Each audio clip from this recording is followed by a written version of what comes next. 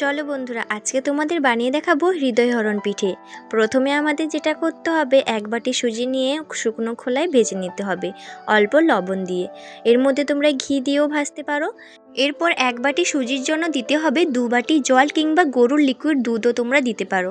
এরপর নাড়াচাড়া করে ভালোভাবে মিশিয়ে নেব। সুজিটা একটা পর্যায়ে ভালোভাবে নরম হয়ে একটা ডোয়ে পরিণত হয়ে যাবে। এরপর সুজিটাকে নামিয়ে একটু ঠান্ডা করে নেব, তারপর একটু হাত দিয়ে ভালোভাবে মেখে ডো বানিয়ে নেব। এরপর সুজির ডো থেকে অল্প অল্প নিয়ে পিঠেগুলো বানিয়ে নেব। প্রথমে একটা হার্ট শেপ দিয়ে দিয়েছি, এরপর একটু দেখতে ভালো লাগার জন্য এরকম একটু ডিজাইন করে নিয়েছি। একটা ছোট চামচ নিয়ে পিঠেগুলোর সাইডে এরকম ডিজাইন করে দিলাম। দেখো বন্ধুরা, একটা পিঠে কত সুন্দরভাবে বানানো হয়ে গেল। একইভাবে সবগুলো পিঠে আমি বানিয়ে নিয়েছি। চলো পিঠেগুলো এরপর ভেজে নেওয়া যাক। প্রথমে কড়াইতে বেশ খানিকটা পরিমাণ সাদা তেল দিয়ে তেলটা ভালোভাবে গরম করে নিয়ে একে একে পিঠেগুলো ছেড়ে দিয়েছি। এরপর উল্টে পাল্টে ভালোভাবে নেড়েচেড়ে ভেজে নেব। আর পিঠে রেসিপিটি যদি ভালোভাবে সম্পূর্ণ ভিডিওটি দেখতে চাও তাহলে আমি নিচে লিঙ্ক দিয়ে রাখবো, তোমরা গিয়ে অবশ্যই দেখে আসতে পারো।